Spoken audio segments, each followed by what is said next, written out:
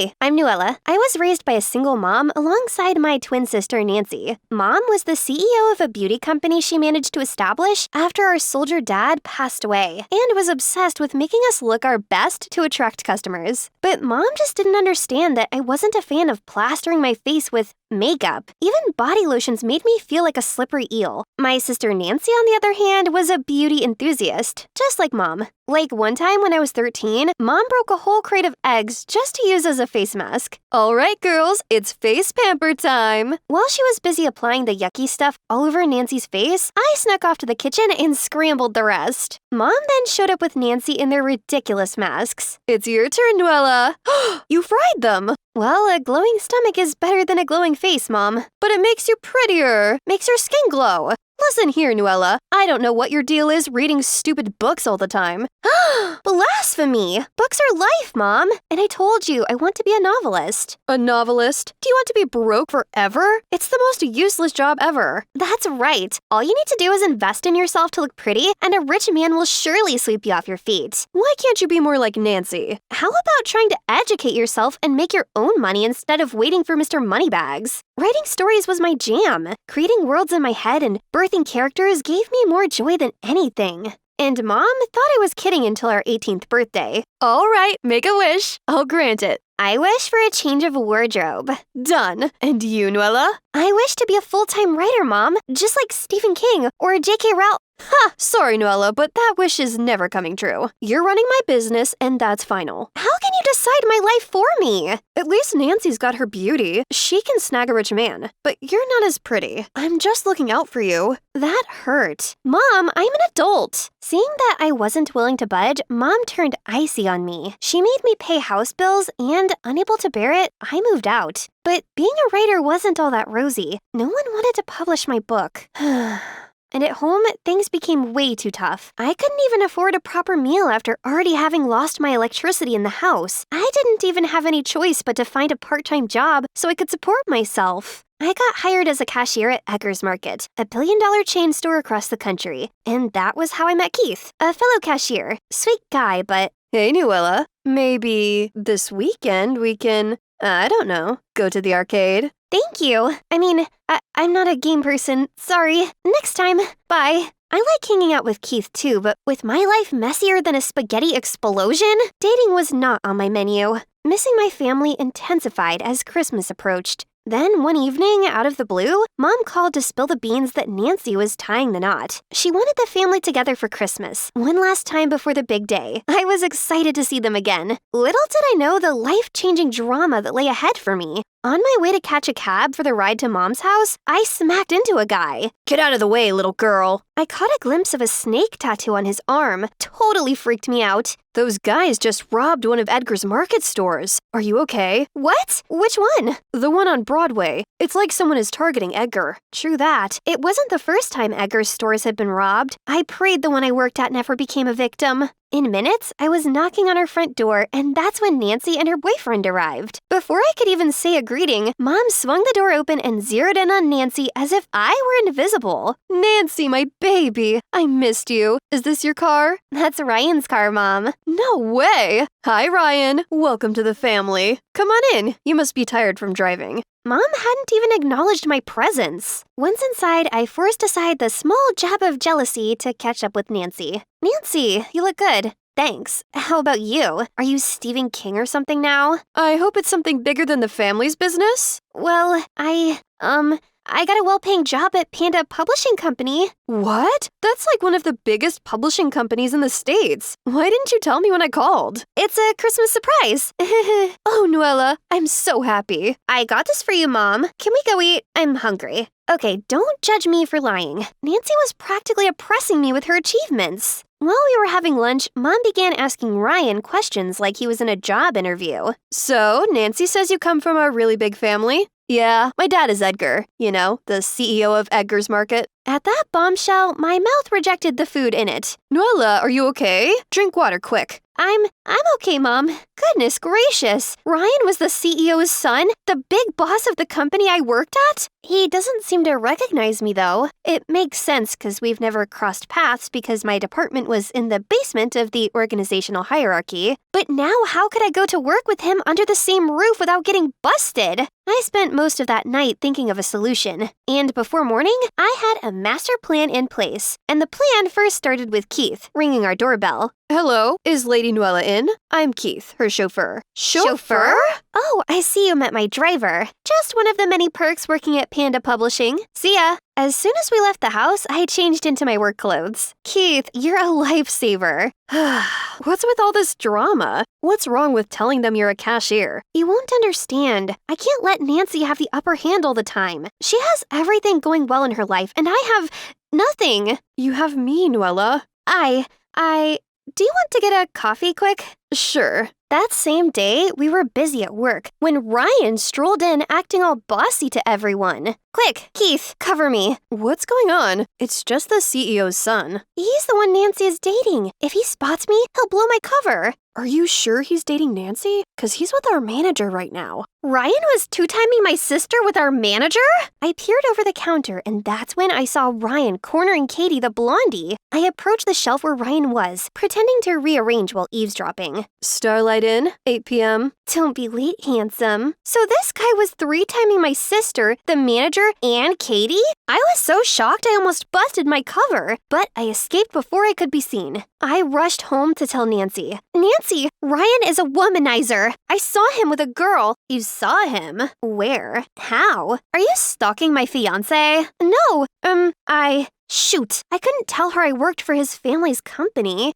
I heard people say bad stuff about him, you know? Really bad stuff. Listening to rumors, are we? You should know better than that. I bet her jealousy didn't let her think straight. Instead of being happy for me, you're busy snooping around desperate for dirt on my fiancé. Really, Nuella? If I knew you would ruin the spirit of Christmas for all of us, I wouldn't have invited you. Apologize now. No way! He's a snake. I swear, Keep your mouth shut. If you continue with any of this nonsense, you'd better pack your things out of here. Now get out. It was like the floor was torn from beneath me. I felt rejected, and then Ryan came and showed me my work ID. How did you get it? So, you work at Edgar's store? What happened to Panda Publishing? None of your business! Get out! You have some guts calling me out when you're such a faker yourself. Pull that stunt again, and I'm telling everyone that you're just a lowly cashier. Chuckling evilly, Ryan walks off. Trapped and trying to ease the tension, I apologized to Ryan and Nancy, giving Ryan the benefit of the doubt. But that night, he threw my doubts back at my face while I was washing dishes. Look, I know why you're so frowny. I apologized. Now get off of me. But you got the hots for me, huh? If it eases your vibe, I'm into you too.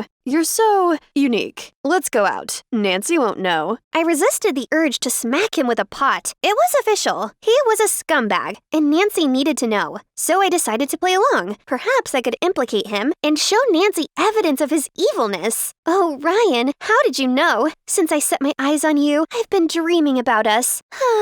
Then let's go out tomorrow night. I'll text you the address. Bingo. And that's how I found myself dressing up for a date after work the next day. Whoa, you look dashing. Where are you off to? Keith's compliment had butterflies fluttering in my stomach. For the first time in a while, I felt beautiful. Thanks. I'm going out. Out? Like a date? Yes, with Ryan. Let me explain. I told Keith everything I planned, but nothing I said made sense to him. This is risky. What if Ryan wants to hurt you? I'll be fine and ready to take that jerk down. I got to the restaurant early, but I spotted Ryan with the guy I recognized as one of Edgar's store robbers. Same build, same snake tattoo. Intrigued and concerned, I discreetly approached, phone recorder ready. Tell the boys. We hit the one on New City Street tonight. That old man Edgar dared to mess with me. Let's see how he likes his stores rated. Yes, boss. We will be ready. Ryan hired these gangsters to rob his own stores? This guy's a psychopath. Nuella, baby, you look great. Unlike Keith, Ryan's compliment made my skin crawl, and his hug made my stomach churn. You're robbing your father's store? Was that also your doings, having the store on Broadway robbed the other day? It's my future store. Consider it taking an advanced paycheck. You won't tell. You know what's at stake. Too bad for you. Right now, I think my sister's safety is more important than my pride. Ryan tried to grab me, but I bit his arm and ran away, leaving him cradling it in pain. I raced home to spill the beans about Ryan. Nancy, Ryan is... But I was greeted by a hot slap. That's for trying to steal my man. What? I wasn't... My friend saw you at a restaurant with him. I was just faking it. You know what else? I called Panda Publishing today, but they said there was no one by the name Nuella working there. Turned out you're working at a store as a cashier? Yes, I did, and I'm really sorry. But look, Ryan is dangerous. He works with a gang that robs his father's stores. How can we trust you? If you can lie about your job, you could lie about anything else too. Why do you keep disappointing me? Their palpable disappointment felt like the world crashed on my shoulders. There was only one person left to turn to. I'm going to meet his dad to expose him. I have a recording of him admitting the crime. He will regret messing with me. I'm not sure that's a good idea since he knows you know. Let's think of something less dangerous. I'll grab you something to calm down, okay? While he went to fetch me the calming thing, I couldn't wait, so I sneaked out and headed straight to Edgar's headquarters. Hello, I would like to meet the CEO of Edgar. It's urgent. Someone is planning to rob his store. I have evidence. Evidence, huh? Come with me. The security guard led me to an elevator. Then we stopped in front of a room. Boss, someone's here to see the CEO for the robbery of the stores. She has evidence. The door opened, and instead of Ryan's dad, I was looking at Ryan? I tried to run, but they caught me and pushed me in. I was so scared. I should have listened to Keith. You little witch! Because of you, Nancy dumped me, and now you're reporting to my dad. How dare you? She made the right choice. You're the furthest thing from boyfriend material. The manic look in Ryan's eyes told me I was a goner. But suddenly, Keith burst in like a superhero with 2 policemen and saved the day. Freeze! The police! Are you okay? I nodded and hugged Keith in relief. His broad shoulders calmed me down, and I knew I was safe. You might as well swap your ears for something else. Sorry. You never listen. Always so impatient. I know. Yada yada yada. Why are you so stubborn? I shut him up with a kiss, and it felt so right. Turned out, Ryan's dad had kicked him out before because of his prodigal habits. But instead of turning over a new leaf, Ryan formed a gang targeting his dad's stores. Now, Edgar planned to give him a taste of jail to cool off. News of my heroic escapade spread like wildfire, reaching my family before I could even get home. The moment I stepped into the house, Mom and Nancy hugged me like I'd been away for a year. I am so sorry for misjudging you all this time. You were just looking out for me, but I was so shocked and heartbroken I got mad at you when actually Ryan was the jerk all along. I love you, sis. And I'm so sorry for lying. I just wanted Mom to be proud of me too. But I'm proud of you, Nuella. After the hardship I suffered losing your dad, money became the paramount thing in my life. I thought it was all there is to happiness, so I pushed you guys to get it. But now, I realize I was wrong. Imagine if Nancy never married Ryan. How unhappy she'd have been. Whether you're a cashier or Stephen King, I don't care. I just want you girls to be happy. Merry Christmas, my love. It was the best moment of my life. Finally, we could understand each other. Our reconciliation had to be a good luck charm, because on Christmas Eve, I got a call from a movie producer who wanted to adapt my novel to a movie. The contract was gonna pay millions. Finally, I was making my big break as an author. We celebrated that special Christmas with a big feast. And boy was my mom and Nancy surprised when Keith showed up. What's your chauffeur doing here? Chauffeur?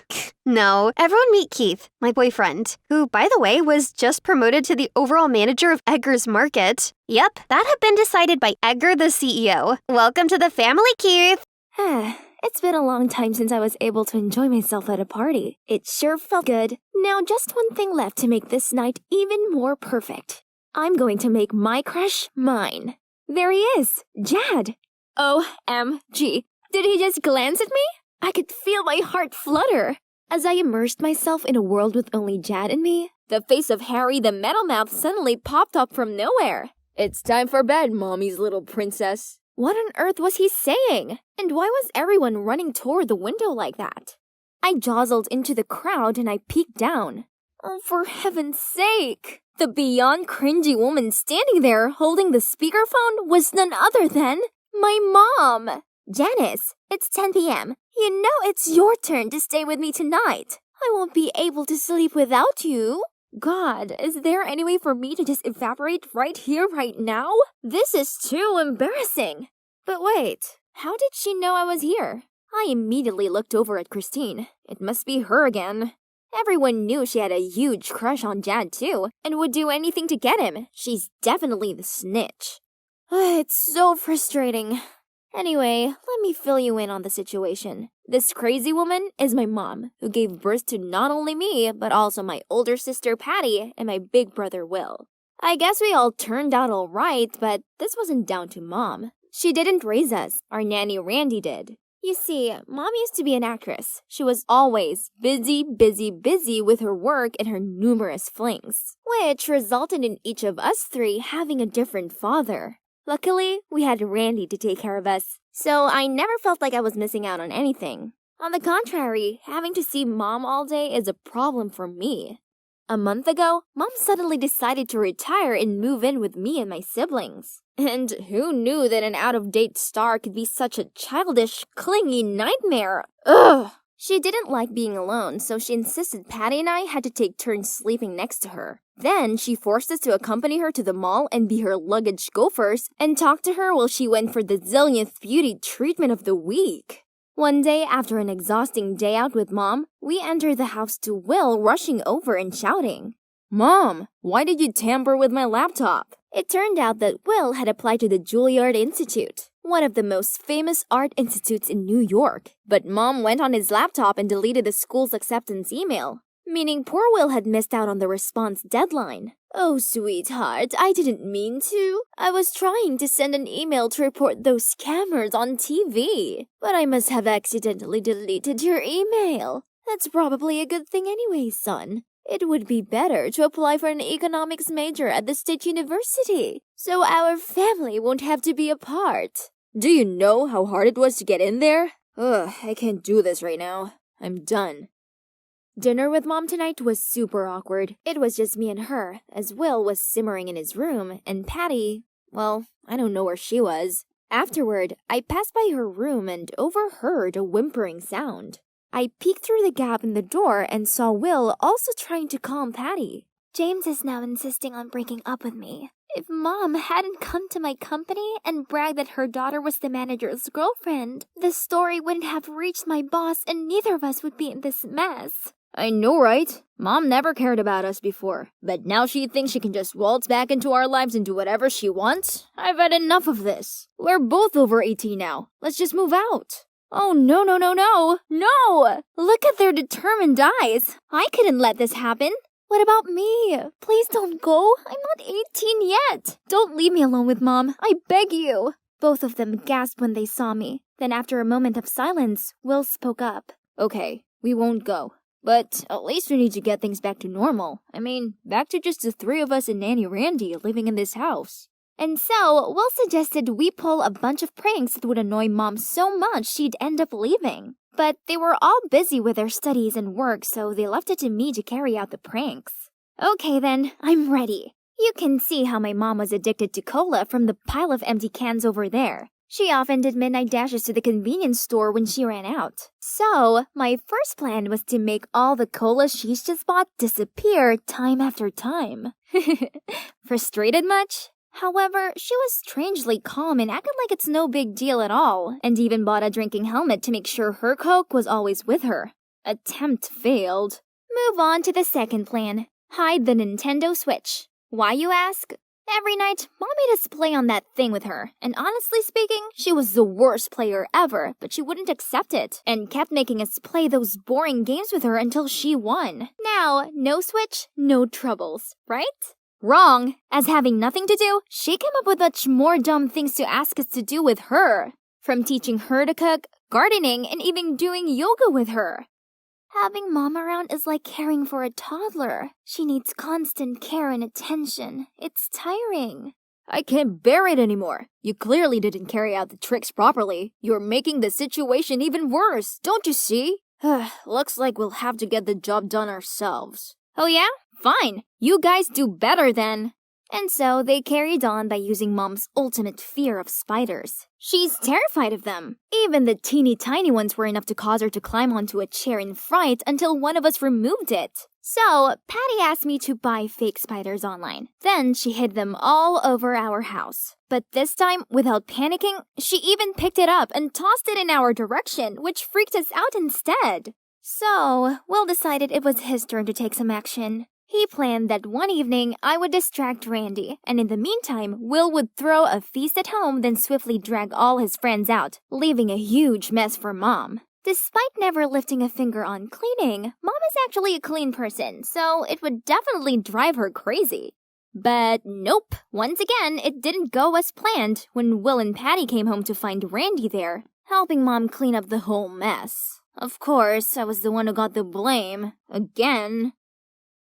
Janice, you told us you were able to get Randy away from the house for a day, didn't you? I did ask her to take me to Dad's, but midway there, she realized she forgot her phone and insisted on going back. Oh, stop with all the excuses. You're so useless and always do things by halves. The spider trick must have also failed because you bought some cheap ones that look too obviously fake. Yeah, perhaps you've been bought off by Mom, aren't you? Spill it. Ugh, Are they seriously accusing me of betrayal right now? Enough! If you're that good, then do it all yourself. I stormed off without any extra words to them.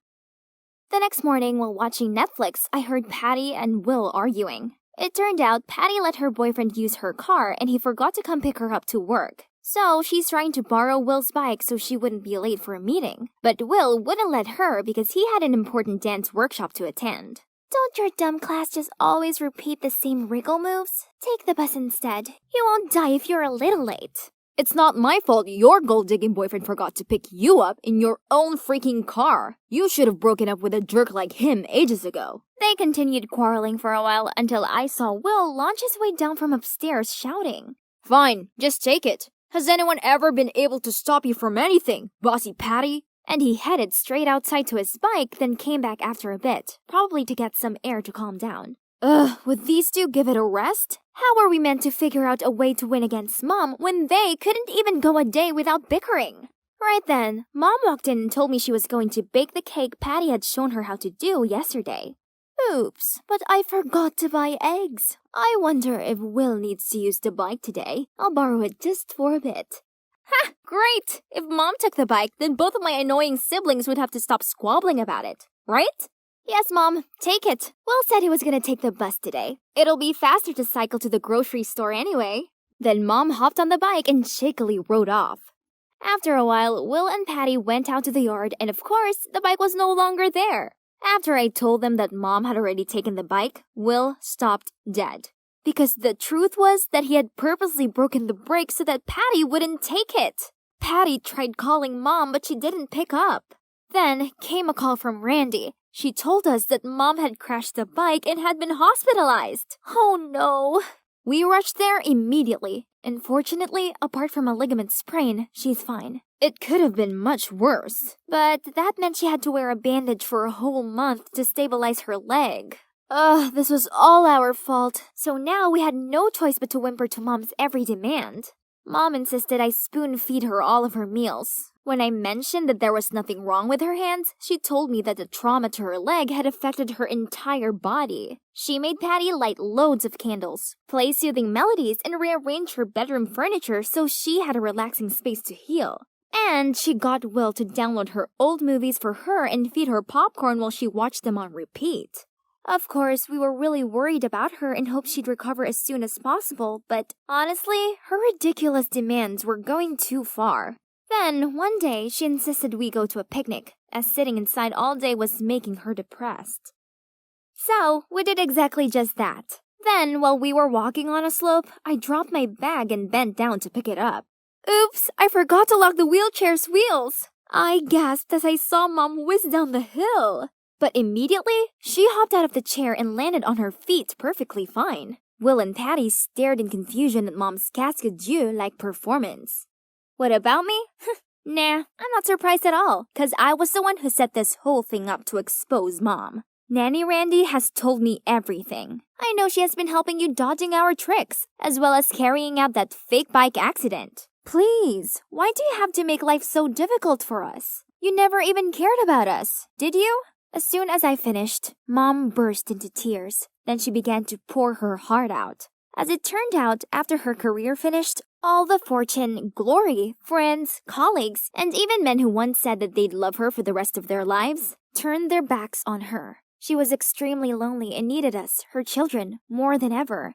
Now, I only have 3 of you. In the past, I didn't fulfill my responsibilities as a mother, and I know I let you all down. But now I realize my mistakes. I only did what I did because I wanted to draw you back close to me. Please, forgive me. Give her a chance, kids. Although your mother's actions were somewhat misjudged, she only did them because she genuinely cares about you. Janice, she worried your partying was causing you to neglect your studies. Well, she didn't want your dancing dreams leading to showbiz nightmares like hers.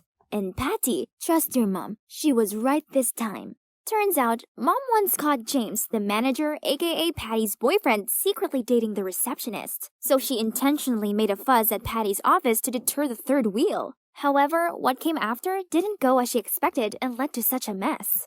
But now, mission complete. We came here to catch Patty's cheating boyfriend red-handed. Or should I say, her ex-boyfriend. And of course, we made sure he paid for a worthy price for his actions. Justice has been served. Now, to relax. Patty and Mom are getting along much better now. They even look more like an endearing couple of sisters than mother and daughter. Will's taking Mom to one of his contemporary dance shows, so she can see how important it is to him. And me? I may be the youngest in the family, but while Will's away, it's my job to make sure Mom has someone to lean on. And I'm glad to take on this role. Maybe having my mom around isn't actually bad after all. Long idling hours in class finally came to an end. Time to go home and chill. Huh? Are those thugs threatening a girl? Picking on the weak? Such cowards. Oops, she saw me. Now they're all looking at me. As a Muay Thai prodigy, I most definitely will run as fast as I can from danger. It's not me. My legs have a mind of their own. Besides, I stood no chance against those big, scary guys. I might get myself hurt if I tried to help. Then she'd call me a jumpy idiot. Yet some part of me still wished I could do something. While I was pondering from afar, a guy charged at them out of nowhere, then knocked them all out. Looked like he knew martial arts. Like me. I'm Jamie, by the way, and my story's absolutely normal. Please like and subscribe. I didn't expect to see my dad home this early. Sweetie, you're back already. How's your day? Hi, Dad. All good. It's been just me and my dad since my mom passed away when I was little. He's the best dad I could ask for, but he's shunned by this entire town. He's one of the firefighters who reported to a tragic fire accident around a year ago. They managed to save many lives, but unfortunately there were casualties. After that, the fire department became the town's scapegoat just because they couldn't save everyone. However, I could see better than anyone how much my father had sacrificed. He always covered up his left arm and told me not to tell anybody about it. He considered it part of his job and still felt guilty about that tragedy. More importantly, he taught me to be willing to help others no matter what. Little Jamie did listen to him and was always helpful, but no matter how hard we tried, we still had to endure the townsfolk's woulda, coulda, shoulda nonsense. So, I now live by my own rule. Don't be a hero. Hey, it helped Jesse Eisenberg's character survive Zombieland, so it'd surely get me through my life. And so the happy little girl now wears a permanent scowl on her face like her armor. Thanks to my tough exterior, no one would ever pick a fight with me, or speak badly about me, at least not to my face. Side effects included having no friends, getting pushed around by teachers, and being brushed off most of the time. You know, the usual cold shoulder. The next day, I was enjoying a good old boring normal day when I suddenly was summoned to the principal's office. For bullying a fellow student? What? Turns out, the damsel in distress yesterday, Betty, reported everything to the principal while conveniently placing me in that gang. I tried explaining myself, but my efforts seemed to be futile. Can't say I'm surprised. Like father, like daughter, I am seriously concerned about my students' safety, especially since street violence reigns in this area lately. Such terrible behavior is even more serious coming from you than those imbeciles. Good heavens, I hadn't even touched a single strand of hair on anyone's head. Poof, she obviously is blaming me simply because I didn't help. But speaking the truth would be like adding fuel to the fire. I believe the proper punishment for you is immediate suspension for 2 weeks. No, sir, I can't be their accomplice because I was gonna start a self-defense club for girls. Just like you, I worry a great deal about multiple attacks recently. Therefore, I want to help them be prepared. I was trying to recruit Betty, but she was surrounded by so many of them while I was all alone. That's like fighting a losing battle. I actually ran away so I could, report them to you. Betty must have mistaken me for one of them. My gibberish speech went on for a good while before he finally let me go. I had to bluff my way through his many questions. Where does the club take place? When? How many members? And since he said he'd come by sometimes, I actually had to create a self-defense club and begin recruiting. The first day of the club, only a few girls came. Fine, I don't have much care for this stuff anyway. It's merely an excuse for me to be let off the hook. I grabbed the 2 tallest girls, then asked them to demonstrate a couple moves so the rest could follow their lead. When an assailant strikes, cross your wrist to trap his arms. Jump, and boom! Boom. Yeah, boom! Did I do that right, Jamie? Jamie? Yes, that's it. Don't be lazy, okay? Then I got back to scrolling on my phone and saw that Betty had gone public about the incident. Even someone as indifferent as me could see how much sympathy and attention Betty got after that. Her story's influence went beyond the internet when our school launched a No Bullies Allowed campaign and chose her to be the spokesperson. However, they could only propose outdated and ineffective measures, like always traveling in groups, bringing pocket knives or pepper spray, or giving in to not get any serious injury. None of which really helped, and more students fell victim. A few days later, right before English class, I saw the Good Samaritan that day. He's Aaron and transferred from another school in the area. Come to think of it, he's quite a heartthrob, which got all the girls all riled up. Do you have a girlfriend? What's your type? Sexy, cool, nerdy. I know, nice and sweet? Yes. Oh, Mr. Bernardi's here. As usual, Mr. Bernardi began the lesson with a pop quiz. Today's topic was Hamlet. Okay, I knew this one. What's the play about, Teddy? A guy named Hamlet? Good, B+. Any other idea? Jamie? The play works on many levels. It's about Prince Hamlet's family conflict, their politics, how he can't make up his mind about duties, moral codes, and— Stop! F. You're reading too much into it. Well, I should have seen that coming. You suck. What did you say, Aaron Taylor? I said, aw, shucks. Wow, this guy's so much more than just a pretty face. When class was over, I came to thank him and even got his socials. He's a super handsome guy with a voice of an angel who defended me. I think I got, well, you know. Let's see what his social says about his type. Oh, Betty seemed to be gaining more and more support, huh? I guess people have more compassion for delicate little flowers like her. Wow, nice. I had zero chance then. Suddenly I heard a commotion outside, then peeked out to see my father dealing with rude neighbors. Man, I can't live the life of the local doormat anymore. If so, I had to change first. I can be like her. All right, starting today, call me Dainty Jamie? Ugh. I'll figure something out. But my life will surely be different. Aaron, your girlfriend is coming! I'll certainly need a new look to go with my new personality. The Princess Diary would be the perfect tutorial. First, I have to look like a princess. So I replaced my sneakers, hoodies, and t-shirts with high heels, short skirts, and all things pink and glittery. Of course, cute accessories are a must. Ting! But it would be lying if I said this new style was comfy. This morning, my long hair got caught in a keychain on my backpack. It was impossible to untangle, so I had to cut off a chunk of hair. You know what they say, pain is beauty. I went to school in my new style, and the moment I set foot in the building, people stared at me like I was an alien. Then the mocking began. Look who's talking! Last time I saw something like you, I flushed. Oh dear, that wasn't very ladylike. So I decided to change my tone to sound posh and even learned how to sit, stand, and pick up dropped items elegantly. Greetings, Mrs. Allen. Can I have mashed potatoes and beans, please? What's that? Speak up, young lady. I'm sorry. Can someone be a doll and help, please? But they just looked at me all judgy. Stay calm. A lady doesn't panic. I slowly sat down with poise, but someone already picked up my tray. Aaron! He's freaky fast. Being a helpless pretty girl sure is nice. Jamie, you look different. I've always looked like this, silly. Since then, we started having lunch together.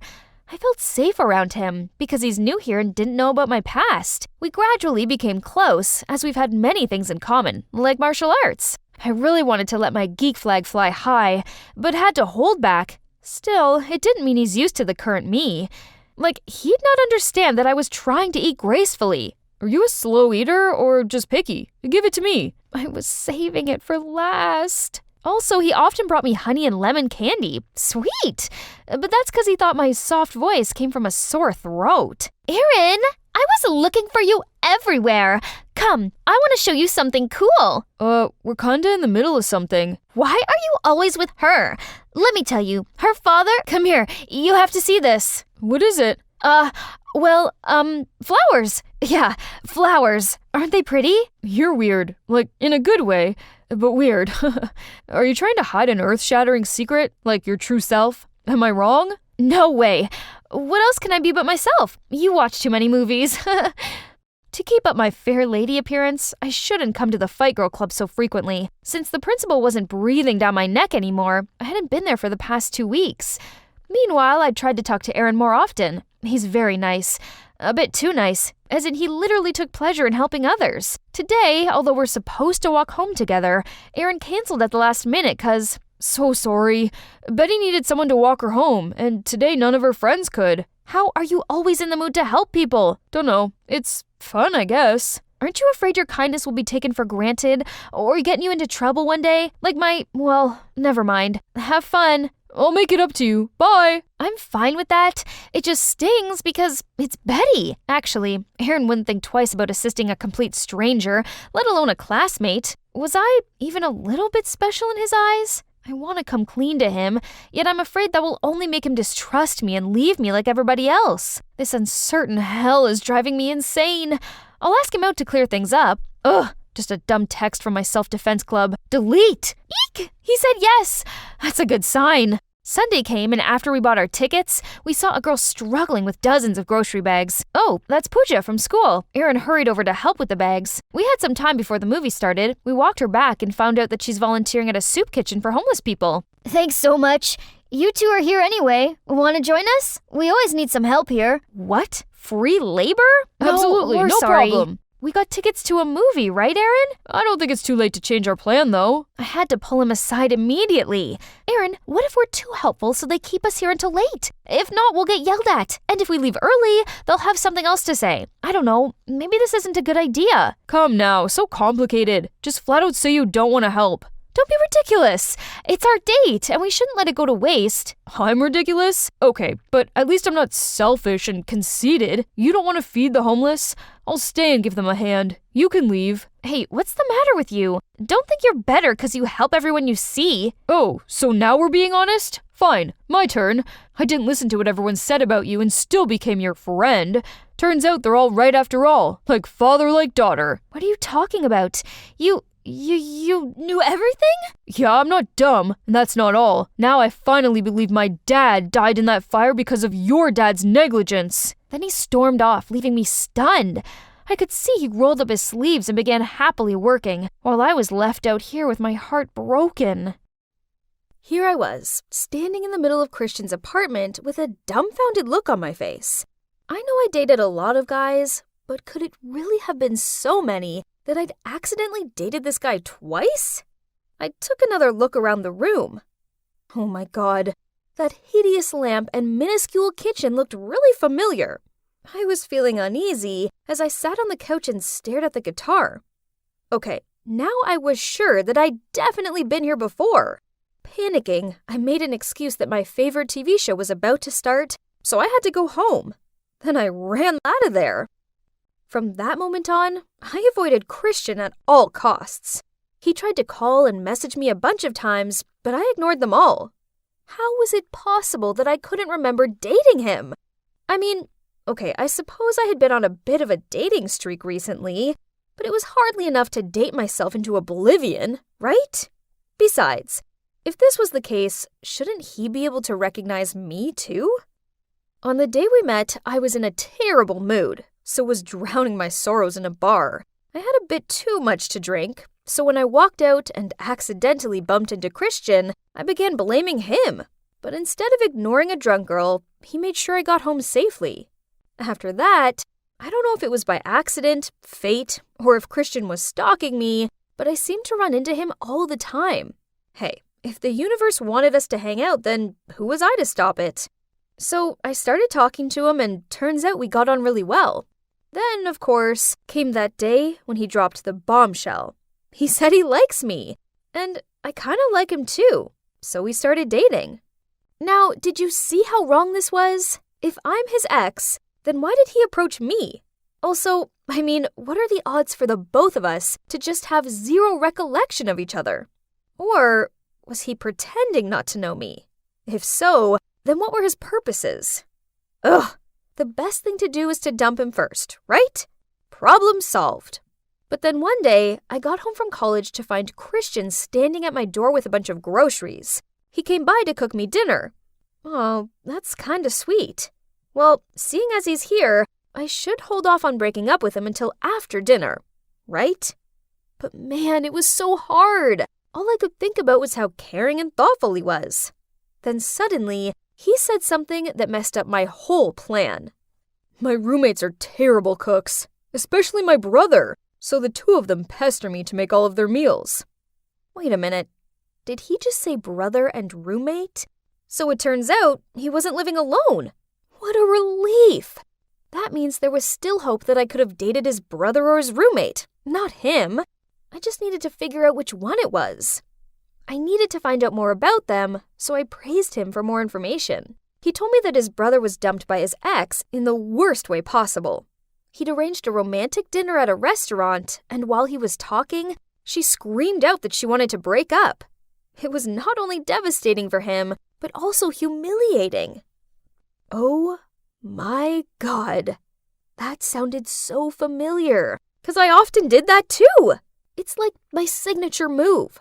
Could it be that the person I dated was his brother, Connor? If yes, then that would be great. It means I could continue dating Christian, right? To be honest, I really hope it's Connor. So all I needed to do was meet the guy and let him confirm it. But easier said than done. The guy was never home. Until one night. Christian and I were at a bar when we heard some loud noises coming from the booth next to us. A guy was yelling at a couple. Seeing that, Christian immediately ran over to them and stopped the guy. Turns out the guy yelling was Connor, and the couple were his ex and her new boyfriend. So she was the one who broke up with him in that terrible way, not me? Now it's either Christian or his roommate. While I was in deep thought, Christian came back with 2 hot dogs in his hands. Hey, Christian! Suddenly, we heard someone calling his name. We turned around to see 2 guys standing behind us. It was none other than Christian's roommate, Wes, and his boyfriend. Yes, you heard me right, his boyfriend. So that means I didn't date him either? After that, I couldn't pay attention to the game anymore. In what way could this all make sense? But wait, maybe I was wrong. Many apartments look the same, don't they? Seeing me zoning out, Christian nudged my arm, then handed me a hot dog. I thanked him and was about to take it when he snatched it back. Oh wait, you hate ketchup, 'cause you always get ketchup stains on your clothes. Here, take this one. What did you just say? How did you know that? Oh, you did tell me once, don't you remember? I just gave an awkward smile. I'm 100% sure I hadn't told him that. So, there's no denying, Christian is my ex-boyfriend. It's settled. I'm breaking up with him. That night, I couldn't sleep, as all I could think about was Christian. He obviously remembered me because he knew about the ketchup thing. But why the act? Oh my, he definitely wants revenge. I'm sure of it. But, why did this suck so much? He was just some guy. I could find another boyfriend easy enough, right? But chances are, they wouldn't be as sweet and caring as Christian was. One time when I was stressing out about my essay, he stayed up late so he could read it through for me and point out any typos. And whenever I was feeling down, he would send me a cake. Sometimes a box of donuts with a little note to cheer me up. I was definitely going to miss his cute ways, but I couldn't do this anymore. He had to go. So the next day, when I met Christian for lunch, I decided to take the opportunity to break up with him. But before I could say anything, we ran into a guy who claimed to know me. Oh my God, is that you, Sadie? Huh? Who is he? Oliver. My God, long time no see. You know Sadie? Christian? Hey, what a small world. Yeah, we used to date. My God. Guys, this is Oliver, who happened to be Christian's former roommate, which, apparently, my ex. He used to live with Christian before Wes moved in. So that means, hooray! Christian wasn't my ex and wasn't longing for revenge. Yay! Although, it's kind of weird that Oliver didn't look at all familiar to me. Maybe I really did need to stop dating so much. This is crazy, but it made me realize something. I really had fallen for Christian. So I decided to set up a romantic dinner in a nice restaurant so I could tell him. Christian, I can't believe I'm saying this, but I love you. I eagerly awaited for him to say it back, but no. Instead, he burst out laughing. Huh? And that's when everything came to light. Guess what? Christian really is my ex. When we were at the basketball match, I made a big mistake with the ketchup thing. I sensed you were sus, so I asked Oliver to pretend to be your ex. And it worked. But why? What did I do to you to deserve that? Oh wow, you really don't remember, huh? Well, just proves what a terrible person you are. You don't care what love is. You just like to mess with people's feelings, then move on to your next victim. Well, let me refresh your memory. We used to be a happy couple. Until one day you decided to end things without even an explanation. Right when I was having the hardest time. Things didn't go well at work and my mom was sick in the hospital. Did you know how heartbroken it made me feel? Then a month ago, when I saw you dump that guy in public, then walk past me without even recognizing me, I knew everything was a joke to you. So I came up with this plan, and I don't regret anything. Then he stood up and walked off. What? That couldn't be true, right? Because I had no recollection of what Kristen just said. But he seemed adamant it was true, so I went to see my doctor.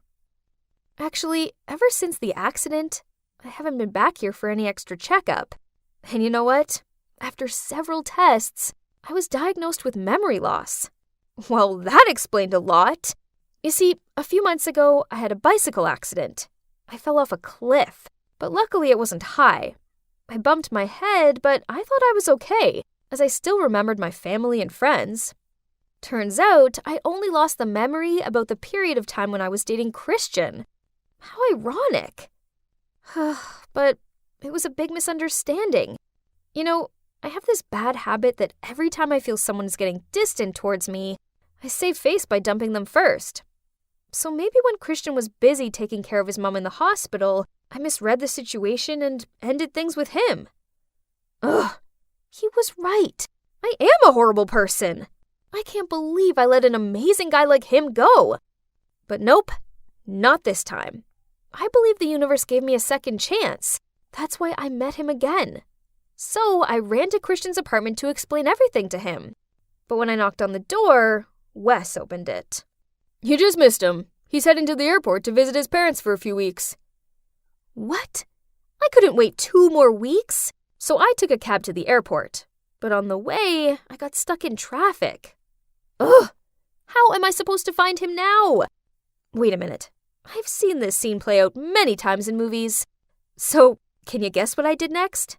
Yep, I stepped out of the taxi and ran like a crazy person up the road. I looked into each taxi hoping to find Christian and, do you believe it? I finally found him. He looked very shocked when he saw me getting into his cab. Before you kick me out, please let me explain. Then I began to tell him about my mom and how my dad and countless other men abandoned her. I was left terrified of being abandoned by someone I love, so my own irrational fear meant that when Christian was busy taking care of his sick mom, I thought it was a sign that he was about to dump me. So I ended things first with him. It's not because you didn't mean anything to me. On the contrary, you made me feel safe. I just like you so much that I didn't want to get hurt by you. Then I explained to him about my accident and why I don't remember him. Christian remained silent and kept his head down. It seemed like he didn't want to give me another chance. I tried, but I couldn't make him forgive me. So, feeling glum, I opened the car door to get out. But Christian took my hand and said, Sadie, I have missed you. Okay, fine. Let's give it another try. So that was it. Christian gave me a second. Oh, wait. Actually, it's the third chance. And can you guess what we did next? Well, I'm now sitting at the airport with Christian, waiting for our flight to his hometown to meet his parents. I would be lying if I said I wasn't nervous. Wish me luck! It was the middle of the night, when flickering lights and clattering sounds awoke me from the most wonderful dream. Through bleary eyes, I saw my frantic parents peering over me. Sweetie, you have to leave England right now. We've received a death threat. Death threat? What happened? Hurry up and pack your things. We don't have much time. But where am I going? And what about you guys? To the US. For now, Elise, you go by the name Chloe Stewarts. Remember, if anyone asks, you don't have anything to do with this family. At least arrange a comfy place for her, will you? Sweetie, I know this is hard, but we'll get you back as soon as this is sorted out, okay? Seeing Mum and Dad this worried, I tried to keep calm. I told them I'd be fine, and quickly left for the flight. I felt so unsettled about all of this. What would America hold for me? So here I am at Phillips Academy, and I'll be staying in that room. Hopefully, I'll be safe here for the time being. I couldn't stop thinking about what Mum and Dad had said. Who'd want to harm us? Dad owns one of the largest real estate firms in the UK, but he's a fair man who, as far as I'm aware, didn't have any enemies. This is all so crazy. I needed some fresh air, but there was a white shadow dangling outside that reads, Get out! Suddenly, a strong wind blew, making me step back and trip over a skull! Why is this here?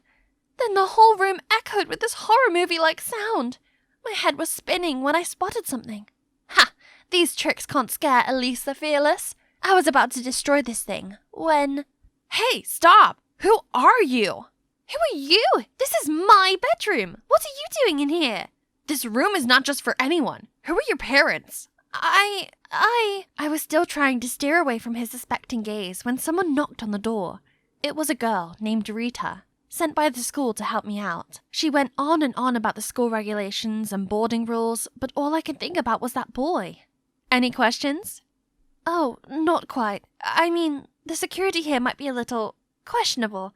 Aren't there any safety measures for the balconies? Actually, this is the only room here with a balcony, and it's quite eerie at times. Be careful. Anyway, here's your schedule for this term. Welcome to Phillips. Eerie. It was definitely a little weird. Is it because of that boy? Is he trying to scare people out of this room? According to the schedule Rita gave me, I have my first football practice today. But why are they all dressed funny?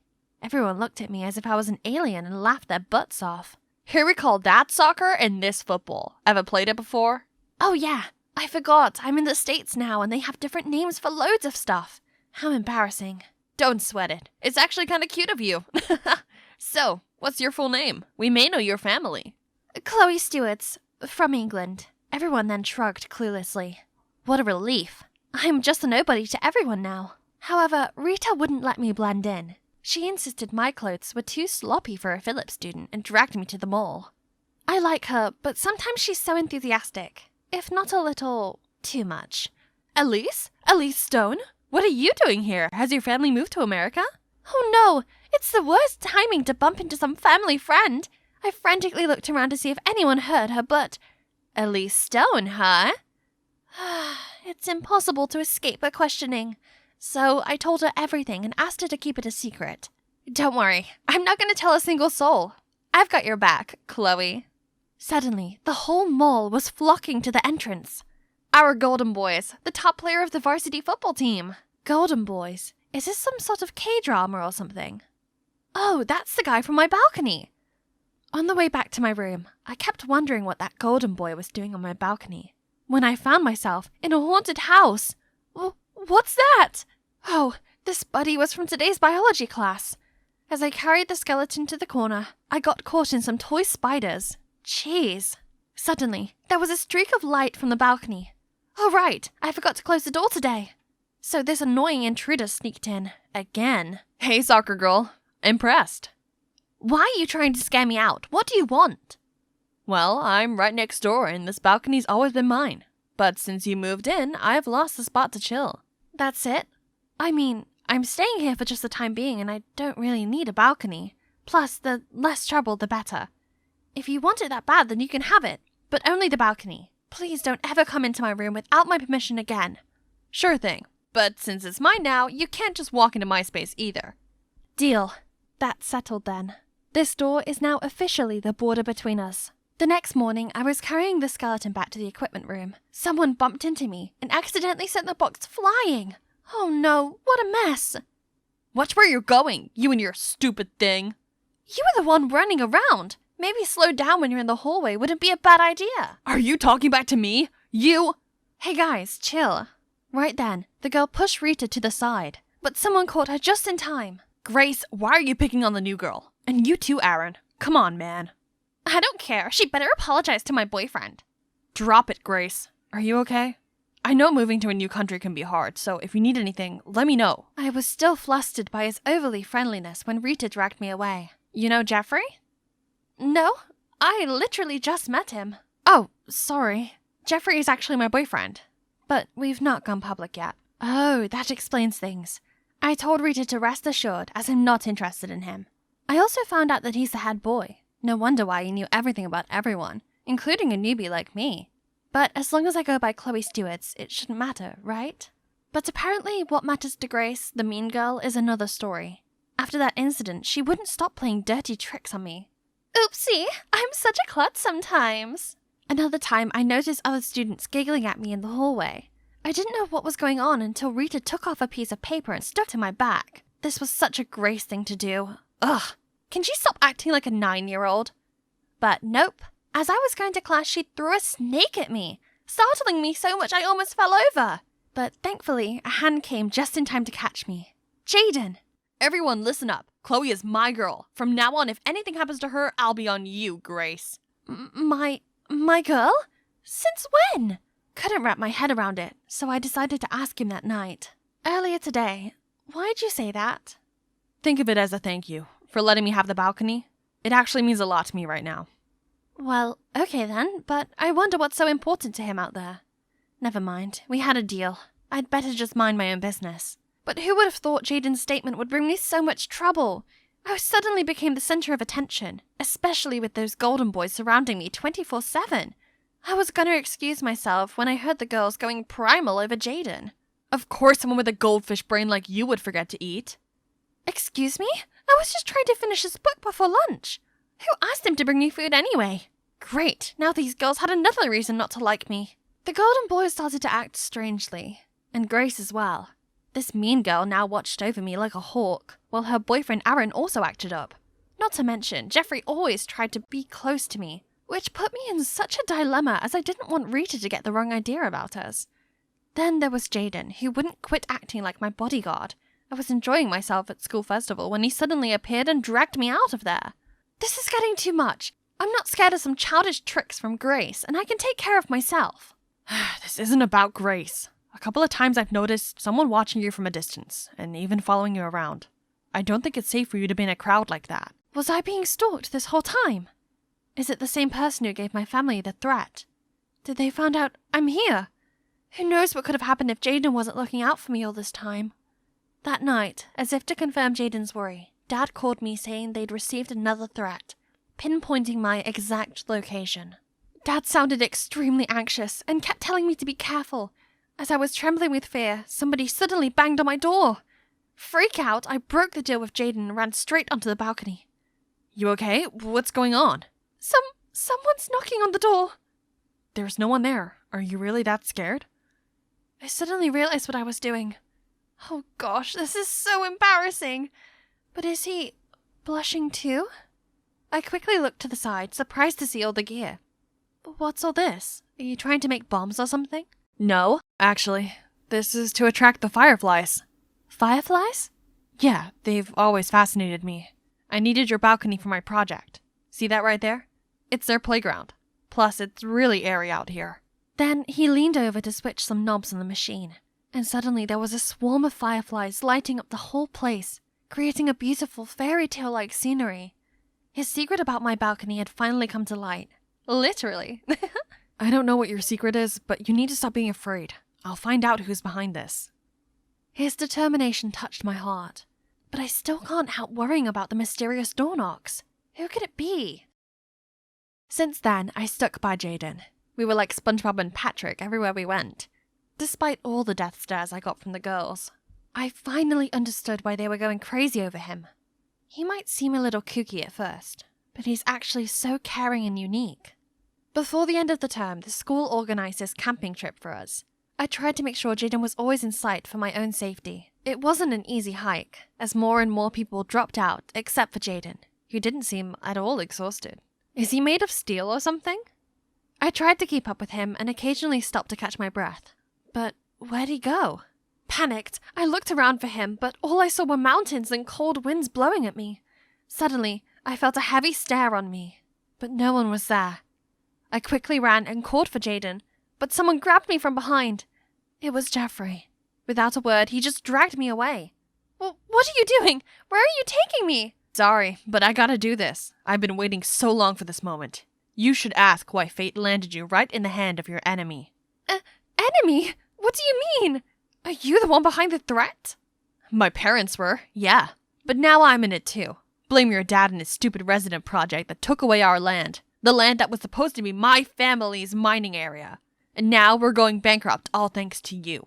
And you know what? The news reached Rita's dad, and he's forcing us to break up. But this is our parents' business, and I have nothing to do with it. Why are you taking it out on me?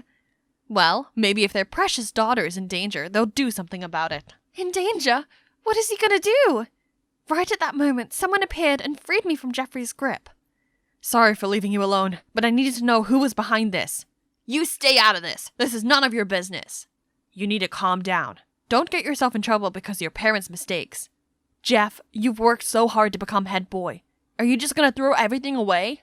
Jaden's words seemed to touch him, as we saw Jeffrey fall to his knees. I'll talk to my dad. I'm sure he could help you guys out with the business. Our families have always been close, and we've got you, Jeff. Seeing Jeffrey break down, I felt bad for him. What he did was awful, but his parents never should have put him in this unfair position. That evening, Jeffrey seemed deep in thought when he suddenly dragged Rita out for a private talk, leaving everyone confused. Grace and Aaron then also left. I took a deep breath and filled my lungs with fresh air, when suddenly all the fireflies appeared in the sky, followed by Jaden. I know this is your call, but if you're willing to stay here instead of going back to England, I promise to take care of you. I looked at Jaden, beaming against the beautiful skyline, and I couldn't help but feel my heart beat a little faster. He was so sweet and caring, but why was he doing this? Did he have feelings for me too? Right then, Rita and Jeffrey came back. Jeffrey apologized for scaring me, while Rita also said sorry for not keeping my identity a secret. What's done is done. Let's just enjoy this gorgeous sight in front of us. The next day, as we returned from our camping trip, we all arrived at the hall for a school notice. But when I arrived, it was just my homeroom teacher and classmates there. We just heard from the principal you're going back to England, so we organized a small party for you. I hope you had a good time at Phillips. Everyone also wished me luck on my journey, but Jaden didn't even bother to say goodbye. Suddenly, all the lights went out, followed by the candles, and Jaden. I respect your decision to leave, but I just want to let you know, I really like you, and no matter where you go, I'll be thinking about you. Actually, Jaden, I'm staying here. I already told my dad, but... That's all I want to hear, Elise Stone. The bell had already rung, but here I was, still stuck in chemistry class. Mr. Evans won't stop droning on about the big test coming up. Abigail! You do know what a bond is, right? That's easy. My dad goes on about them all the time. U.S. Treasuries, Japan bonds. They are financial bonds. We're talking about chemical bonds, for Christ's sake. Close enough. Don't you think I deserve a grade increase? Enough! Go and meet your homeroom now. This is unacceptable. Jeez, his bad mood must have been contagious for adults, as Miss Garcia was also in a foul mood. So, Abigail, I will organize a meeting with your dad. My dad? No, he'll go mad and take away my credit card. This seriously cannot go on anymore. Your grades are in a downward spiral. I promise I'll actually study this time. Please, let me prove it by acing my next test. Your next test. Let's see. That appears to be your chemistry final in 2 weeks' time. That's perfect. I need time to process all the knowledge I've been learning anyway. And, phew, crisis averted. Now, where's Norma? I need some retail therapy with my bestie. So I have 2 weeks to work this out. I mean, you can probably cram in quite a bit within that time. No, Norma, I have to figure out what I need to buy before my dad locks the card. Right then, a nearby waiter suddenly tripped and spilled orange juice onto Norma and her newly brought Chanel bag. Oh no! But to my surprise, she just smiled and dismissed the waiter. What was that, Norma? What's got into you? Love, I guess? It's still early days, but I'm in love, Abby. Isn't the world so dreamy and beautiful? You are kinda happy? Hold up. Mrs. Garcia is single. If I found someone special, then she'd be too distracted to call in my dad for the meeting. Yeah, I guess. Or, you could actually study. Don't be ridiculous. Mr. Evans is single too. 2 birds, 1 stone. So the next morning, I joined Mr. Evans' chemistry club to spy on him. Wanna hear a joke? What do you think 0 says to 8? Nice belt! Hey girl, can I be the photon to your electron and take you to an excited state? Please, somebody save me already. Yo, Callum, you're late to the party. We're having a blast over here. Are you coming home with me or Mrs. Garcia today? Miss Garcia? Hi, Hank. My mom's staying late at school today, so... This Callum guy is Miss Garcia's son? I sure came to the right place. Mr. Evans then gave some boring lecture about states of matter. After drawing a whole maze of weird symbols and stuff on the board, he asked if anyone had any questions. Here comes my chance. Oh, good. Curiosity is the gateway to knowledge. Go ahead, Abigail. I was wondering if you like tea or coffee? Oh, and also, are you more of a dog or cat person? Can you please pay attention to the lesson? Callum, as a top student, I think you can help her. Of course you will, Mr. Evans. Poor guy, he's totally oblivious that he's been chosen for my master plan. Who made him Miss Garcia's son in the first place? So, Callum, right? Your mom's actually my homeroom teacher. Yeah, I got that figured out long ago. Wait, what? You already knew about me? How can I not? The lowest scoring student in every class. You're my mom's favorite dinner topic. That's why I'm here, studying to change your mom's dinner topic. Could you help me with that? Nope. I don't know what you're up to, but keep me out of it. No way I was letting this plan fail. So I decided to follow Callum to the library after school to learn more about Miss Garcia. Oops, what a coincidence. Didn't expect you to be here. Thought you'd be studying with your mom 24/7. We're just normal people who do other things apart from studying. Reading, watching movies, talking. I guess you and your mom only read specialized books. Quite the opposite, actually. We both enjoy Victor Hugo. What about you? Since when were you suddenly interested in chemistry? Me? Why not? I've always had the biggest passion for chemistry. The way all the substances interact with each other is mind-blowing. Chemical bonds, If you're that interested, then yeah, I'll make you a master of chemistry. But first, you may want to try reading your book the correct way. Did he just say he'd help me with chemistry? Why does my gut instinct tell me trouble is on the way? I came home with Callum's precious piece of information about his mom and forged the cheesiest love letter, well, on behalf of Mr. Evans, of course, and made sure to hand-deliver it. Who knew someone as strict as Miss Garcia had a soft spot for Victor Hugo romance novels? From my hiding spot, I saw Callum open the door and get the letter. Okay, first bird down.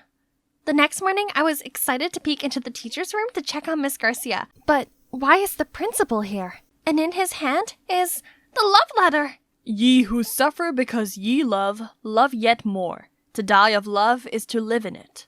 From David. David Evans? Sorry, Mr. Bryce. That's actually my, literature assignment. Wrong address.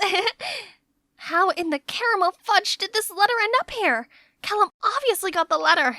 I decided to sneak the letter directly into Miss Garcia's bag afterward. Better safe than sorry. In the following days, I needed to send Mr. Evans the other love letter too. Only Callum was a little too determined to turn me into a chemistry master. He made sure I got the notes imprinted in my brain, questioned me on the topics like an FBI agent interrogating a hard case, and even had his eyes fixed on me every time I carried out the experiments.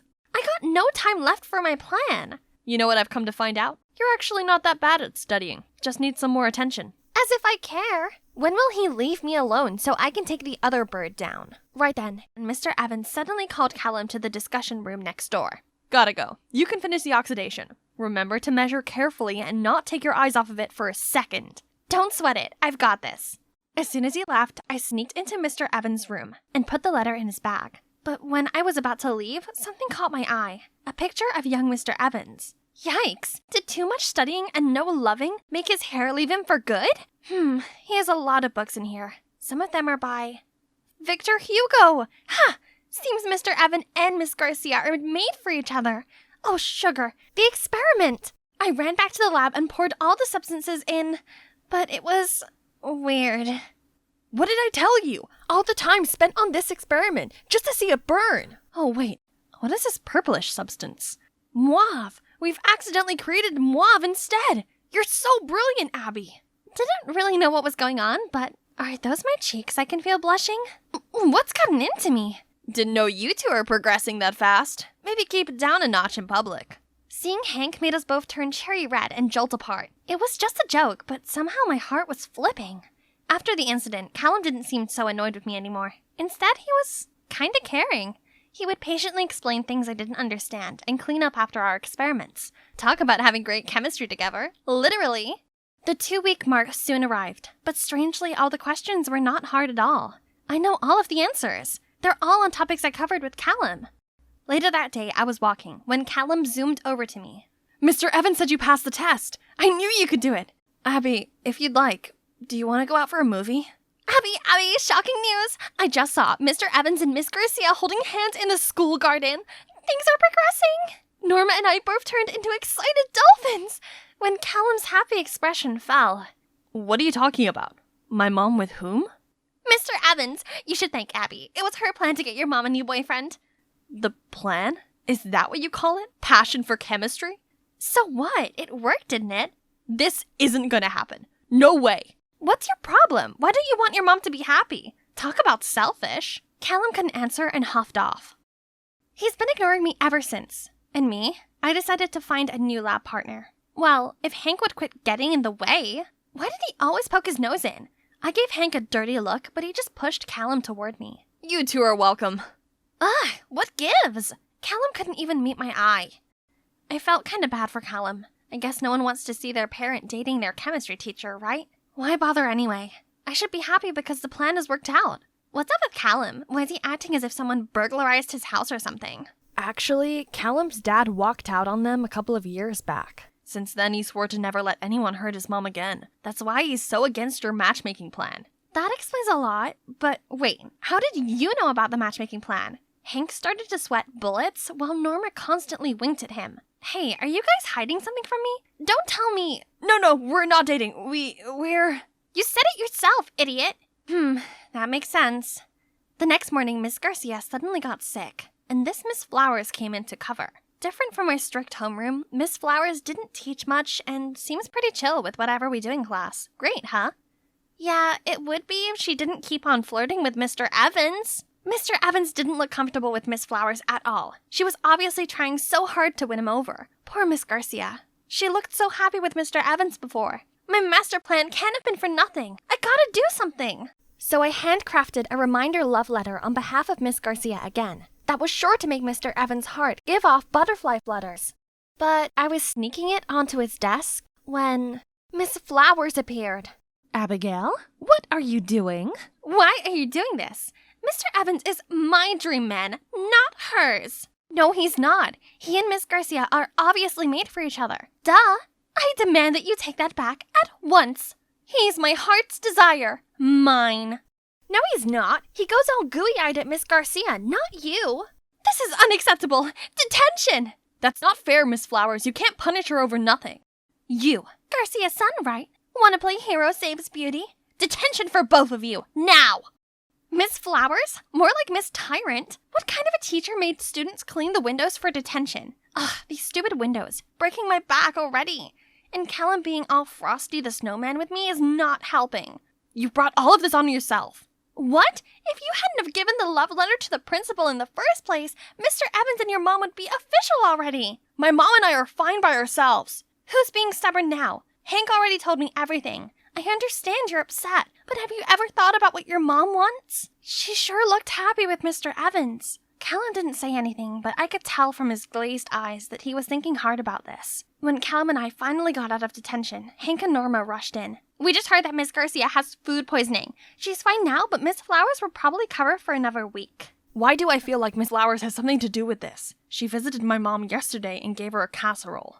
That's it! Miss Flowers must have poisoned Miss Garcia so she could replace her. But this is getting crazy. What can we do? How about we publicize all the love letters online so the whole school knows about Miss Garcia and Mr. Evans? I mean, if that's okay with you? Callum didn't say anything and just nodded. We immediately rushed to the IT room, but the computer's locked. Let me handle it. I know the password. With Callum's help, we posted on the school forum. And guess what? Everyone's smitten with Miss Garcia and Mr. Evans' love story. Cute, huh? We then left to visit Miss Garcia, but Miss Flowers appeared in front of us. What do you all think you're doing? Making a fuss on the school forum? I bravely stepped up to face her. You've seen it. Mr. Evans and Miss Garcia belong together. You should just give up on him already. Is that so? You know what? Mr. Evans actually wanted me to meet him for a private talk tonight. And as for your homeroom teacher, guess what? That position will be mine full time. I'm afraid you've got it all mixed up, Miss Flowers. It's Mr. Evans, followed by Miss Garcia. We asked you to come to talk about Miss Garcia's food poisoning. That's right. Earlier today you visited me, asking me if I was ready to come back to class tomorrow. You were very kind and even brought me homemade food. Little did I know that this was a deliberate attempt for you to make me sick. Luckily, Mr. Evans dropped by just in time to get me to the ER. And now you're talking about taking my place? No way! But the students clearly love me more anyway. They hate you because you always make them study. Just then, everyone started booing her. Miss Garcia is strict, but at least she's serious with teaching and always makes sure we study. You don't teach us anything. That's right! And we all know about Miss Garcia and Mr. Evans already. You're just being a third wheel. No! This can't be true! David, tell these kids that our love is as bright as the sun, and that we're soulmates. I know you love me. Tell them! David, tell them you love me! Tell them! Unfortunately, my heart has always belonged to Miss Garcia. I was nervous about sharing my feelings with her, but fate brought us together, and now I couldn't be happier. Miss Flowers' whole expression wilted. Ha! She burst into hysterical tears and ran off. Mom, are you okay? I'm sorry I wasn't there. I'm fine, Callum. Please don't worry. Thanks for looking out for my mom. Please, can you take her home for me? Mr. Evans nodded, then took Miss Garcia away. When there were only 4 of us, actually 2 of us left, Callum turned to me. You were right. It was so silly of me trying to stop people from falling in love. Because when you fall for someone, you can't help it. What do you mean? I think I've fallen for you. I was in this romantic dinner date with the love of my life, knowing too well that one day I'd be gone. But I couldn't help but falling for him. I'm in love with you, and I know that love is just a shout into the void, and that we're all doomed, and that there will come a day the sun will swallow the only earth we'll ever have, and I am in love with you. Cut! Excellent, Eleanor! Well, that was the usual in the life of an actress. Oh, hey, didn't catch you there. I'm Eleanor, from LA. My life as a kid was a bit different from others. While they were surrounded by dolls and toys, I was wrapped up in the limelight. Being a superstar seemed fun back then, but the glitz and glamour of showbiz gradually wore me out. My momager never let me take a break between gigs, so there's no time to hang with people my age. You know, I missed out on doing normal things like having sleepovers and going to birthday parties, and before I knew it, I was already swarmed with work and work. Sweetheart, I've got you another script. Take a look. Whatever, Mom. FYI, Jeremiah is also on the show. Seriously? Mom, that heartless jerk cheated on me. No way am I working with him. Eleanor, be professional. I've already signed the contract. Besides, Mommy's Bentley collection is missing this shiny golden one. I don't give a damn about your stupid car. Stop treating me like a GoFundMe for your lavish lifestyle. Mom can be insufferable sometimes. She dictated everything. But why bother now? No showbiz, no Mom's orders. I can do whatever I want. Bye-bye salad and hello chocolate cake. But suddenly, a dark figure bolted towards me and snatched my bag. I lost my balance, banged my head on a fire hydrant, and then everything went black. Gosh, my head was spinning. I opened my eyes to see a cute guy leaning over me. Hey, are you all right? Am I dreaming? 'Cause this view sure is dreamy. No, you're not. You're at the orphanage. I found you unconscious on the ground last night, so I brought you here. Excuse me? An orphanage? I can't be in a place like this. But wait, my phone and wallet? Darn it! That thief stole my bag along with everything. Guess I needed to delay my independent life plan just a little bit. I better call Mom. Hey, got a phone I can borrow? Suddenly, the TV broadcast a missing report. The young actress Eleanor Mitchell has been reported missing. Speculation is that this is a publicity stunt to promote her latest movie. However, her manager claims this is not true and urges anyone with information to come forward. That chick will soon reappear when she's hungry. What? I could be lying dead in a lay-by for all they knew, and they were still mocking me? I was so done with this. Goodbye, showbiz. I was leaving that fickle world behind for real. So I asked the orphanage's manager if I could stay here and help out. Just then, a group of kids noisily ran towards me and printed their hands on my shirt. No! My custom Chanel! Sis, come play with us. Do I look like a nanny to you? Go wash your hands, dirty children. Shoo! Shoo! You're supposed to go play with them? Ah, I forgot about that. I steered away to find another group of kids splashing mud everywhere. Ugh, are they training a bunch of farmers or something? The next morning, this strange screeching noise startled me. It's only 6 a.m. I sluggishly dragged my feet out of the room. People immediately threw me judging looks. I guess my first day at work started off on the wrong foot. I'd barely had time to sip my coffee before they made me do the washing by hand. This wasn't the Dark Ages. Hadn't they ever heard of a washing machine? One of the staff got annoyed with me and shooed me away. Alrighty, I'd go help in the kitchen. Peel half of these. Easy peasy. Just give me a few minutes. Voila! I'm good, right? But somehow, they still got mad at me. No other choices. I headed to the children's, but this place is pure chaos. I sure wish I had my earplugs. Suddenly, I felt someone grabbing my leg. I looked down to see the cutest pair of puppy eyes. Sis, can I have a bite of that? Aw, how could I say no to that? But as soon as I gave her the cake, her face changed into a devilish grin. The little girl grabbed a big chunk with her bare hand, then smashed it into another kid's face, and the cake fight began. Caleb opened his mouth to say something, and a massive piece of cake flew into it. Oh my god, Caleb, are you all right? I didn't know they were gonna mess with the cake. You did this? Oh, you're so dead to me. He grabbed the cake and started chasing me across the room. What? This was so unprofessional. Right, that's it. Watch out, Caleb. Okay, so the manager wasn't very happy with us, but honestly, it was the most fun I'd ever had. Besides, after the cake fight, the kids seemed to like me. Whenever they saw me, they clung to my legs and begged me to play with them. One day I was in the garden attending to the flowers when this little girl ran over to me in tears. Oh, Pumpkin, what's wrong? Bella was adopted a few days ago, but they just brought her back. Poor kid. All I could do was pull her into a warm embrace and pat her back. Do you know what it is these kids crave the most in the world? Not new toys or expensive clothes. They just want love. Love?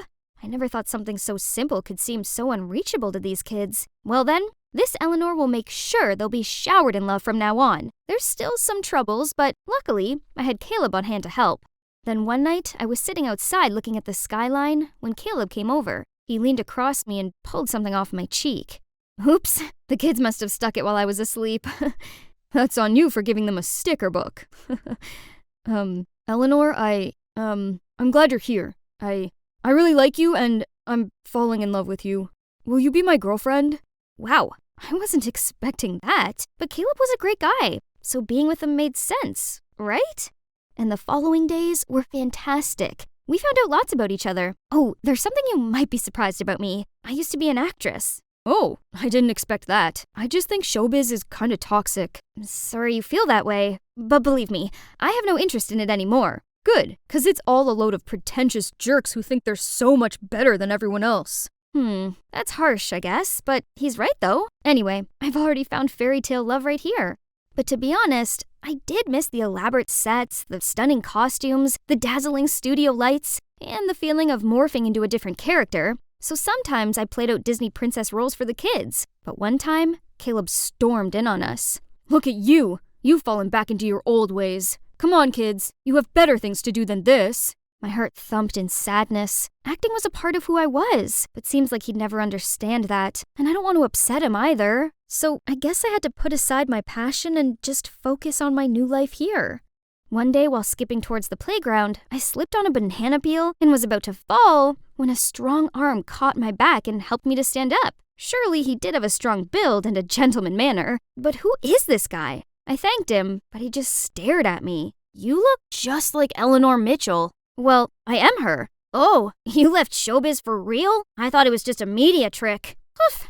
What was his deal? Was he a reporter coming to dig up dirt? Oh, sorry, just kidding. But are you serious about quitting acting? You've got talent. All you need is a good script to sink your teeth into, instead of those terrible ones you've been given. Huh? Was that considered a compliment? Turns out he's Frederick, a young screenwriter who came to the orphanage for inspiration and to help out. He even set up a mini theater for the kids to have their first cinematic experience. As you can see, anything's possible in movies. Even our most magical dreams can come true. I suddenly remembered why cinema had captivated me in the first place. It opened the audience to multiple perspectives and worlds. This is the cinema I love and dream of being a part of. And maybe that's why I'm naturally drawn to Fred. He might seem a little playful, but when it came to movies, he turned into another person. I cannot deny that my flame for acting was rekindled by his genuine sharings. I mean, everybody loves Fred. Look. Well, maybe not everyone. Okay, kids, but remember, studying is priority so that you can have a better life. Acting and scriptwriting is just a pipe dream. It's not real. Yes, studying is important, but arts are what we live for, what nurtures us from within. Art has no value. Investing money in arts is like throwing it out the window. There are people who barely have anything to eat. Why not use that money to help them instead? Gosh, these man children. They looked ready to start a fight, so I had to step up and stop them. After that day, Caleb and Fred were constantly giving each other dirty looks. I tried to calm Caleb down, but he got mad at me for no reason. Things only got worse between them, and I felt awkward with Fred. Just let him be. I don't want his problems to get in between our friendship. By the way, I have something for you. Then he showed me his new script and asked me for advice. And guess what? The script was actually based on my life in the orphanage. He'd been inspired by my journey here. It was such a beautiful script, and I felt seen and understood, though we just met not long ago. Then out of nowhere, Caleb angrily bolted towards us. What the heck are you doing? He tried to drag me away, but Fred stopped him. Dude, can't you see you're hurting her? Not your business. Get your dumb writing hands off of her. Stop, Caleb, you're being rude. I'm not done with you, Eleanor. You went behind my back to swoon for this brat and his dumb art. I thought you'd be different, but you're just like them. Once a spoiled actress, always a spoiled actress, huh? So this is how little you think of me? Caleb, listen, acting is what I live for. I even tried to hold it back just to please you. And look where it got me. I'm done hiding my true passion. Caleb, we're over. Caleb looked down and didn't say a word, and after that he packed his things and left the orphanage. It's true Caleb had opened up something in me, but if being with him meant I had to lose myself, then I'd gotta let him go. The orphanage without him was not the same. Luckily, I had Fred to cheer me up. He asked me to play the lead in his upcoming film project, and with the script based on my journey here, I agreed. It felt good knowing I could finally go back to acting, even if I was sorta playing myself. Then one day, I found a baby left in front of the orphanage. Then I quickly carried him inside. Poor Hector. I'll take good care of you. Mama. That's right. Your mama's here. Dada. I'm your dada now? Together we'll be a happy family. Right, Mama? Oh boy, it made my stomach do cartwheels. But was it okay to feel this way after everything happened? We started filming in the orphanage soon, and the kids were a big help. It felt quite strange after a long break. But the thing that got me nervous about was the audience's reaction to the movie. Turns out, I was worried for nothing, as the feedback was actually amazing. Though that joy didn't last long, as a few days after, the image of me holding Hector hit the internet with the headline, "Actress turned teenage mom." Through their words, I appeared as this reckless girl who got pregnant and ran away from showbiz to give birth. That got netizens turned 180 and throw shade at me. What a load of nonsense. Right at that moment, I got a text from Caleb. Is this your rotten showbiz? So it's him who leaked that picture to the press. How could he? I've got to sort this out. Today's the day. It's time to shed light on everything. Hi everyone. Today I have an announcement to make. It's true, I have a baby now, and the father of my child is Jeremiah Williamson, my ex. Everyone gasped in shock. Just then, a man in black stood up and revealed himself. Ha! The prey fell for the trap. You liar! Everyone stop listening to her lies! Oh yeah? Then Jeremiah, why exactly are you here? He was completely speechless. That's what I thought. Now, Joshua, Jeremiah's private detective, may you please stand up? Among the crowd, both Caleb and Fred forced the detective up to his feet. Tell them what you know. The deal was Jeremiah felt humiliated as I'd refused to work with him, so he decided to hire this Joshua guy to dig dirt on me. That's how he got my picture with the baby. Luckily, Caleb caught the detective sneaking around the orphanage, and together, we set up the trap to lure Jeremiah in. Jeremiah still insisted he had no idea who this Joshua guy is until I showed the evidence of the transactions between him and his detective on the big screen. Any last words? Justice served. Let's see how he handles this scandal. Right at that moment, I spotted a familiar face in the crowd. Mom! I hadn't seen her for such a long time. Darling, I'm so sorry. I realize now how terribly wrong I've been. I thought I was helping, but turns out I only smothered you. But you're ready to make your own choices. Please forgive me, and don't leave me again. I'm sorry too, Mom, for leaving like that. I didn't mean to worry you. I threw my arms around her, tears welling up in my eyes. My time in the orphanage has taught me a big lesson. Family isn't always perfect, but they're the most precious thing in the world. Later, I stepped outside to see Caleb waiting there. What a mess.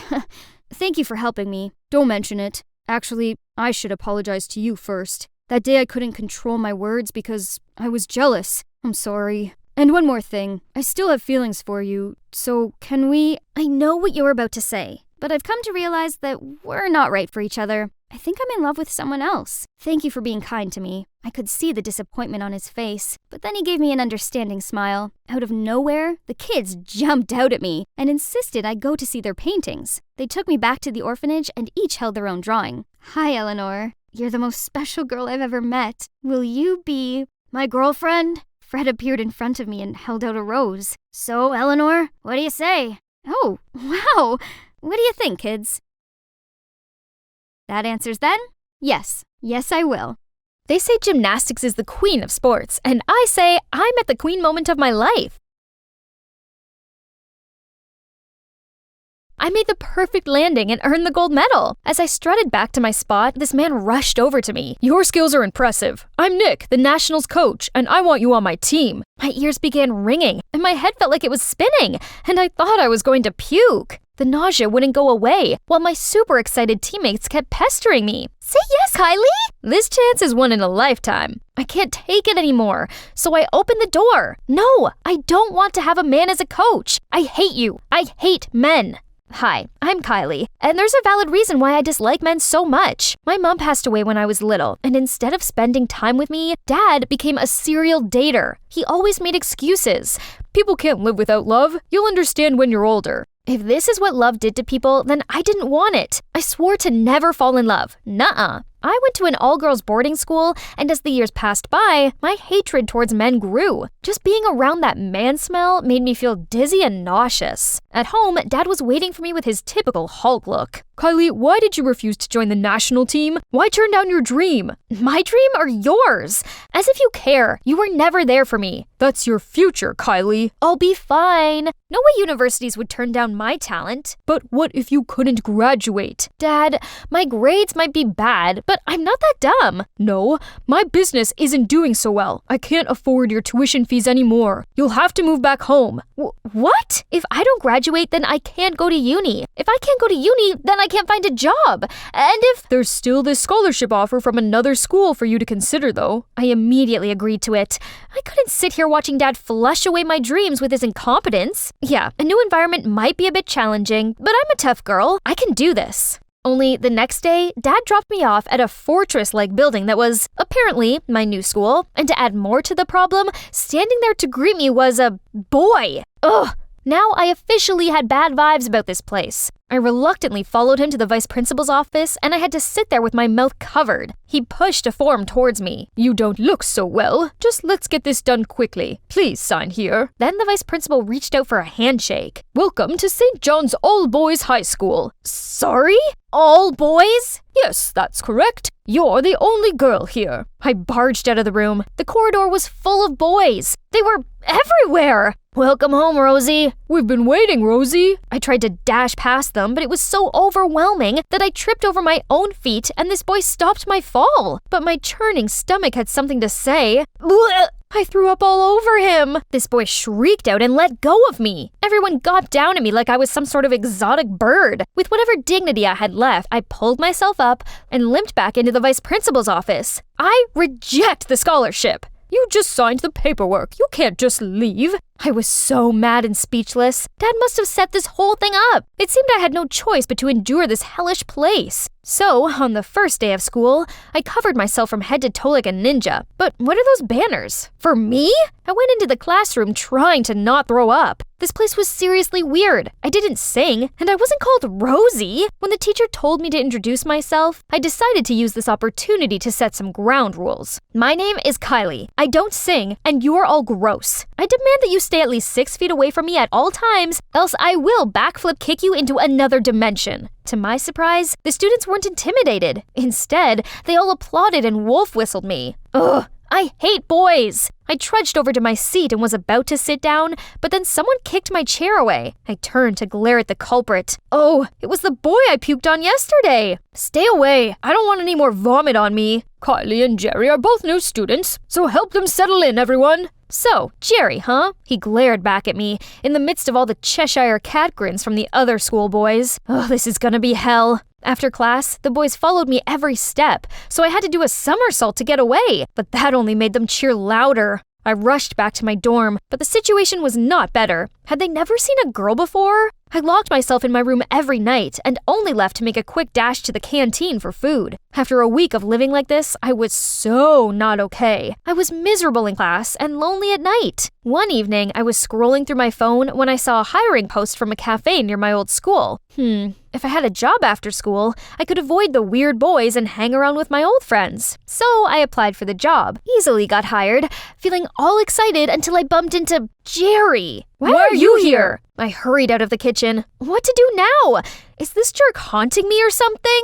But I really needed this job, so I stuffed a piece of paper into Jerry's locker, saying that as we both snuck out of the dorm to work, let's keep this secret together. And surprisingly, he agreed to that. But that wasn't the only problem. I encountered a slippery issue, having butterfingers. I spilled coffee all over the floor, then slipped on it, dropped a cake on some woman's lap, and man, the amount of cups I've broken. I begged the owner to give me one last try as a baker, but the final products were horrifying. I was feeling disappointed when I heard someone